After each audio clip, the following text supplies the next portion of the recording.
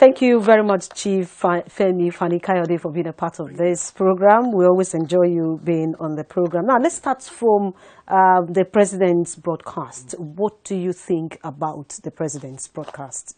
Well, I enunciated my views about the broadcast in an essay that I wrote titled The Morning Broadcast, the President's Morning Broadcast, or something like that. So if your viewers would take the time to just Google it, it's all over the place. My views are clearly enunciated there. But just to try to put it in a nutshell, I felt it was shallow. I felt it was divisive. I felt that it was very arrogant in many ways, talking down to Nigerians, issuing threats, telling them that certain things are settled law, because he had discussed it with the great Chief Ojukwu, allegedly discussed it with the great Dim, Emeka Ojukwu, many years ago, drawing red lines against the media, basically insulting Nigerians and making it look as if we have no right whatsoever to think or to say what we wish to think or say. At a time when the first thing you ought to have done was to apologize for the fact that for almost 350 days out of the 700 days he's been in power, he's been away for medical reasons, undisclosed strange ailments that we apparently have no right to know the nature of whatever it is that's worrying him or that's ailing him. He's been away for almost 350 days, and the last one, as everybody knows, was 105 days in a stretch. So I would have thought the first thing he would do would be to apologize for the fact that he has been away and that we have become the butt of jokes in the international community.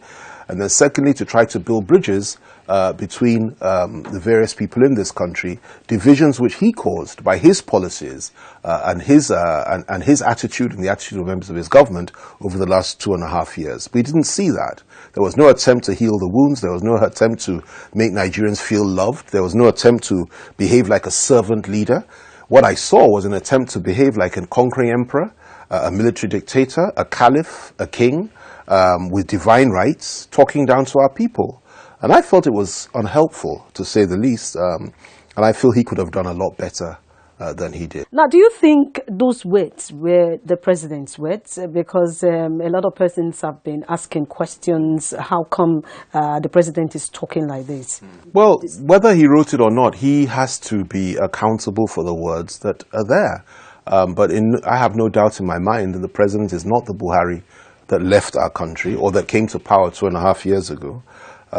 This is not the same man. This is another Buhari, which is what informed my position earlier when I said that the President would never come back. The President that I know, that you know, is not back. What we have is a shell of a President who is evidently too weak to do anything. And like I said earlier, he came back to the country as a consequence of a one-night protest in London because he was so embarrassed by what the international community would say, and he was shocked at the fact that the London police, Metropolitan Police, gave permission for protests to take place outside Abuja House in London. He was embarrassed by that. They hurled all manner of insults at him because... Is this true, or you're just assuming? I saw it. I saw the video, and there's a gentleman by the name of Enahuru and a group of other Resign or Resume Our Mumu Don't Do group who staged this protest. And I mean, it was a very vigorous protest in the tradition of every democracy in the world, apart from the Nigerian democracy, where they would probably have been tear gassed or shot or sprayed with water cannons. But of course, you're in a civilized country. They allowed them to voice their views. They had police permission, and they were hurling all kinds of counsel to him through the middle of the night, and it troubled the President to the extent that he sent people outside to say, look, the President is trying to sleep, and let him sleep. And of course they said, no, we will not let him sleep. He will be tormented by our words until he sees fit to resign or to go home. The following morning, President Buhari packed his bags and came running home. That's not the President we knew before. This is the new Buhari who lacks courage and who simply can be easily shaken by those that are opposed to him. He got back here. He got to the airport. The first thing he did, if you look at the footage, he got out of the plane. He went to the left side of the plane, raised his fist, clenched fist salute, to a crowd of people that were not there. They were right on the other side. You could hardly see them in the picture. And he was with the Vice President. If you look at it, I challenge you to go and study it. Something very wrong with that. And even the security details looked rather surprised that he would do that. After that, it didn't stop there. He got on the podium. They played the national anthem. They had pushed out and put together the a military parade for him, which he was supposed to inspect the Guard of Honor to honor him. The Buhari that came back was too weak to do that. He couldn't even inspect his own Guard of Honor. He immediately left them, and they went back to the village. What I'm saying is that it's not the same man. And what I'm saying is that Buhari is weak. Buhari is unfit to lead. Buhari is a very sick man. Buhari shouldn't be leading our country. He went, the next thing that he did, he promised to do a broadcast to Nigerian people. He was too weak to do a live broadcast because anything could have happened. He could have had a heart attack. He could have coughed. Anything could have happened during that live broadcast because he's so ill. So what did they do? He did a recorded broadcast, which is what we discussed earlier. A very shallow, empty, nonsensical broadcast, insulting the intelligence of the Nigerian people and talking down to us and threatening us. Now, it didn't stop there. He couldn't go to the office the following day because he was too ill. And what did they tell Nigerians? That rats and rodents had taken over his office and that he couldn't go to the office as a consequence of that. The last time I heard about such things was when, Balaam, the biblical Balaam, was spoken to by a donkey. God used a donkey to talk to Balaam in the Bible. God clearly used the rats to talk to Buhari and drove him from his office. And like I said earlier, the last time Buhari was driven out of his office was in 1985 by military officers. Now in 2017, he's being driven out of his office by rats, and that tells you something. It didn't stop there. The day after that, he was meant to chair a Federal Executive Council meeting, and we were told that the meeting was cancelled because he had to receive a report on the investigative committee, on the secretaries of federal government and the former DG of NIA. I don't see why he couldn't receive the report and do the meeting, but it's very clear he wasn't well enough to handle the meeting. See, I am surprised you're saying this because a lot of his media team, his handlers were in UK. They went to see him when he was in the hospital. And they came back to Nigeria to tell Nigerians that the president is fit and is ready to resume. And now you're telling us that the president is feeble, is weak. And they also made us understand that the doctors, in fact, they certified him fit to rule. So the Buhari that came on Saturday was a Buhari that was not well enough to come back. It was a Buhari that... But the doctors certified him fit. That's what they told you. Have you spoken to the doctor? Have you seen the reports? I don't believe anything this government tells me. If Lai Mohammed told me that it was day outside, I'd have to assume that it was night. Do you really believe that? You saw the man. You're not a doctor, neither am I. But you saw the man. You saw the fact that he couldn't chair a council meeting. You saw the fact that he couldn't do a live broadcast. You saw the fact that he was clenching his fist and waving at a non-existent crowd. You saw the fact that he claims that rodents and rats had driven him from his office, so he couldn't go there. You saw these things. You heard these things. We all did. And you think the man is well enough? Let me tell you something that may shock you. The night that he saw Pastor Adeboye, a great man of God, that went to see him in London, I think a couple of nights before he came. Nights before he came. Sure. I'm pretty certain. I may be wrong. I wasn't there. But from all the reports I've had from those that should be in the know, and believe me, I do know some people around them, he didn't give Pastor Adeboye the slightest impression that he was going to be traveling. None whatsoever. It came as a shock to even the vice president, indeed to everybody, that just literally, in the early hours of the morning, he said he's coming back the following day, or I think the night before. He said he's coming, and that's why they issued that rush statement. They were all shocked. Why? Because the Mumu Don't Do movement had done a very good job, and I commend them for their courage. What a small group of people can do throughout the international community in various national capitals. Credit for the return of the president. I most certainly am. I have no doubt the president would not have come back had it not been for the fact that he was harassed out of London by the voices, the loud voices, the resounding voices of a small group of people that represented the overwhelming majority of Nigerians throughout the world. Now let's talk about the peace and unity of Nigeria, the broadcast of restructuring. Yeah. The president, we expected him to return from the UK and tell Nigerians things about restructuring, some things that can put a stop to these agitations and call for secession in Nigeria. But what do you think? Did the president even do the right thing? I think it's made the divisions worse. His speech has has widened the fault lines even more than they were. They have caused more division. His words have hurt more people, and his policies have caused more division than any other president in the history of our country. And that is a fact. Even Gawan, who was a wartime head of state, tried his best to be careful with the things he said during the Civil War.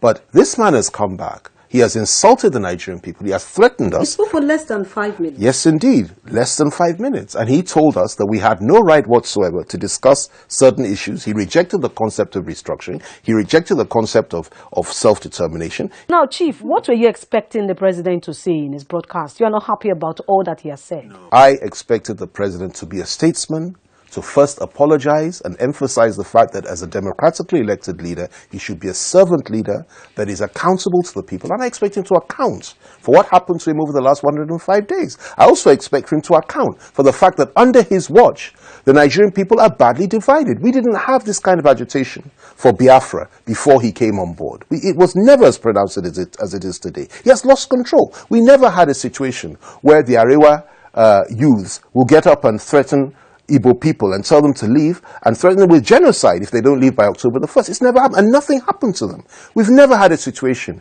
where Fulani herdsmen will go all over the country, Middle Belt in the south and the north, slaughtering people as if it was the normal thing for people to do. These people are barbarians, and they were killing Nigerian people. Not one of them has been arrested, not one of them has been convicted. We've never had a situation where Ududua Republic, where young men, sensible young men, who have just had enough, will get up.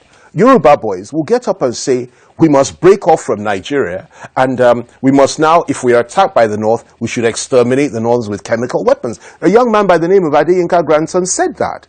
I saw it on YouTube about 2 weeks ago. It was never like that before. And I don't accept his view that anybody should be gassed with chemical weapons. But I fully appreciate and understand his frustrations. We've never had a situation where the Niger Deltans will say, or a group of Niger Delta militants will say the Northerners and the Yorubas should leave the Niger Delta by October the 1st. We've never had a situation where you have every single security agency in this country, a blessed country, a multi-religious, multi-ethnic, multicultural country, where you have every single security agency manned by a Northern Muslim, except for one, which is the Navy. We've never had all these are strange and new things to us. And what Buhari has done is that he has given us all this, created this division, and now they're trying to tell us that we have no right to criticize them. They want to impose a culture of silence. They want to intimidate and threaten us. And they want to say, if you do anything, say anything out of it, we will deal with you. And we are ready for that. The president came back and said that he read everything through the social media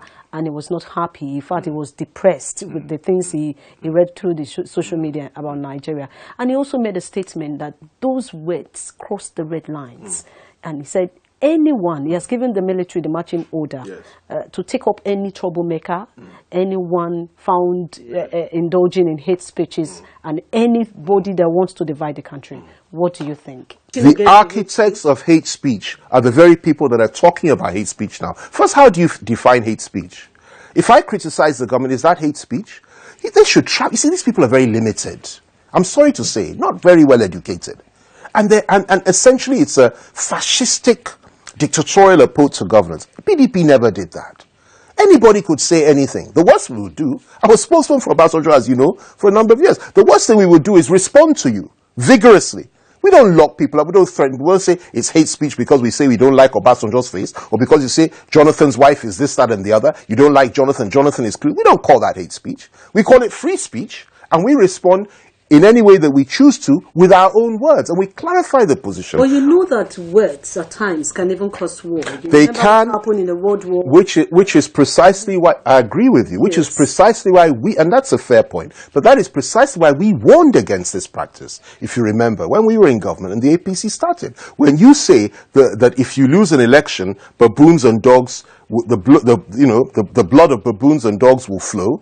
When you say that you will impose Sharia law in every state of the Federation, when you say that Muslims should only vote for Muslims, when you say things like Jonathan is clueless and his wife looks like an illiterate hippopotamus, when you say all manner of insults that, you know, I don't want to repeat some of the horrific things that they said. When you say that you get on international media and you tell them that you're only going to help the 95% that supported you, the 5% you're not going to do anything for, meaning the Igbo people. Those are hate speeches. Of course, because what you're doing is that you are identifying a group of people, an ethnic group or a religious group. You are targeting them for persecution and you're setting them up for violence. That is unacceptable. You will never hear, at least most of us, will never say, kill people from whatever part of the country, or deal with people from... That is wrong. But a legitimate criticism of the government is the lifeblood of democracy. And they're trying to shut that down. You know why? Because they failed so badly in terms of the economy, in terms of national cohesion, in terms of decency, in terms of honesty, in every way. And now they don't want people to talk about it, and they want to come up with this label of hate speech. When Oshibajo gets up, as he regularly does, a lawyer, a professor of law, a man that I've always had so much respect for, and a pastor of the Redeemed Church of God, a great church, a great member of the body of Christ, will get up and call everybody that's accused of anything looters. Over and over again. You call people looters, and you don't call that hate speech? NLC held an event in Abuja, and people like the Sahad Abubakar, the Sultan of Sokoto, former governor of Edo State, Oshomole, they were all there.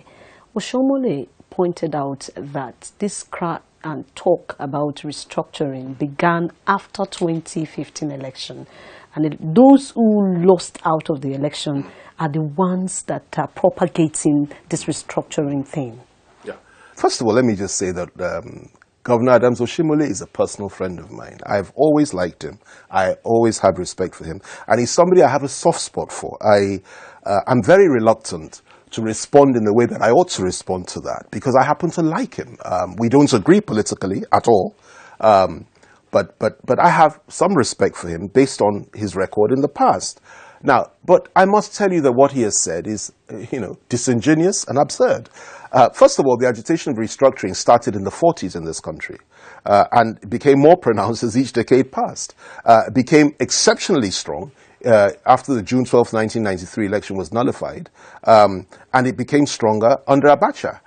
Ever since that time, each government that has come into power has had to, address this question in varying degrees. But we didn't hear Jonathan's, during the Jonathan. I assure you, I was in Obasanjo's government. Yes. If you remember, Obasanjo set up a national conference. Unfortunately, it was tied to third term. But if you look at all the agitation, you see that a lot of these things were argued and agreed on in terms of devolution and so on and so on. Even though Obasanjo was a bastion against restructuring, and he probably still is, because he's a conservative man who sees things in a very different way and a different light to you and I do. And I can appreciate and understand his views. He's entitled to them. That was a step in the right direction that he took. To even talk about national conference, he did that. Unfortunately, he went out of the window because it was all tied to third term.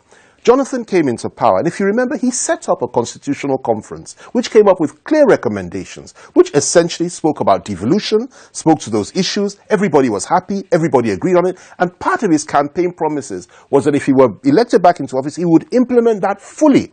And of course, he never came back to office. The first thing the APC government did when they came in was say, Buhari said he doesn't understand the meaning of the word restructuring, and he essentially threw the whole report in the dustbin, and we're now back to square one. And now they are trying to label everybody that believes in restructuring and says restructuring is the only way forward to preserve the unity of our country as criminals, as illiterates, and as political opportunists. And I reject that categorization. And I say that instead of doing things like this, they should sit up, smell the coffee, and understand the Nigeria of today is different to the Nigeria of yesterday. We need good leadership, strong leadership, credible leadership that will devolve power from the center, restructure the country, move our nation forward as well. And if we refuse to do that, I have no doubt whatsoever that it's just a question of time before this country disintegrates. And that would be a tragedy. Let me just add this. He also said that reportedly said that everybody that believes in restructuring, they're just members of the opposition group. Right? Yes. Again, this is absurd and nonsensical. I'm sorry to use those words about my friend, but to describe what my friend said, but that's the bitter truth. And is President Babangida a member of the opposition? Is Atiku a member of the opposition? Is the revered and honored Babade Banjo of Afenifere and all the leaders of Afenifere members of the opposition? Are the leaders of the OPC members of the opposition? Are the Niger Delta elders members of the opposition? Is Ohaneze, are they members of the opposition? Are the Middle Belt Forum leaders members of the opposition? Are T.Y. Danjuma and the revered Chief Solomon La, the chairman of the Christian Elders Forum, are they also part of the opposition? I mean, it is absurd. And it won't work. Let me take you back to the president's speech, where he said it is only the National Assembly and the National Council of States that have the legitimate right to discuss national issues. And a lot of persons frowned at that statement. What do you think? Does that seem like the words of a normal person to you? The president is This is what the president, clearly the president is not himself. The president is not normal. I've told you already, the Buhari that came back is not the Buhari that left. He's not in, he has left the spirit of Buhari. That is the warrior, the Buhari that was a worthy adversary, a man that we disagreed with but that we revered, the great hero of Chad that pushed the Libyan-supported Chadians back and almost took the capital of Chad. But don't you think age is responsible? No, because Obasanjo is older and others are older than him. Babangida is almost the same age. You won't hear that kind of garbage from them. For goodness sake. So and it is my advice to the president is to resign. I don't ask him to resign. Why? I demand for him to resign. Why do you he is too old. He is too weak. What about Mugabe, if you're talking about his age? Look at Zimbabwe as a consequence of Mugabe. And that is, again, a great civil war hero. That is Mugabe, a man that did so much to push the whites out of power and introduce majority rule, has now become a caricature and a joke of the international community. Is that what we want for Nigeria? You just quoted a part of the speech, quite rightly, that only the National Assembly. So the media are not supposed to dialogue about it. Nigerians are not supposed to discuss issues about self-determination and whether or not we want to remain together. Nigerians are not supposed to discuss restructuring. Clearly, there's an element of what I'll probably describe as dementia involved here. And I don't say this to insult. I say this to advise. And I say those that truly love President Muhammadu Buhari, that truly love him, will say, look, it's enough. Let us ask him to resign honorably. Go home and take care of his health. Let his family enjoy him for whatever number of years he has left. And let somebody else take the levers of power and lead Nigeria. We're not happy with the fact that it will be Oshibajo because constitutionally it would be him. Yeah. But let him be there so that we can fire the arrows at him and we can take him on man to man. It's difficult for us to take on a man that they once described as a lion king, but now is not a lion king, but is a weak lion that is in his dying days. And I'll tell you what, that rats and rodents can dictate to and can drive out of his office. We don't want that for Nigeria. You didn't believe in that statement, so a lot of persons... But they said it, so I have to take them at their word. We know it's not true. Chief, on this program, we always clamor for the unity of Nigeria. We always want to find a solution to this cry, to these agitations from different regions. Because somebody like me, I do not want Nigeria to be divided. But we want a Nigeria that is fair, a Nigeria that is just, a Nigeria that can accommodate everyone as brothers and sisters. Now, what is, in your own words, what do you think and how do you think we can achieve what we are clamoring for? And is restructuring really going to be the solution to some of this problem? Well, first of all, let me start with the last thing you said.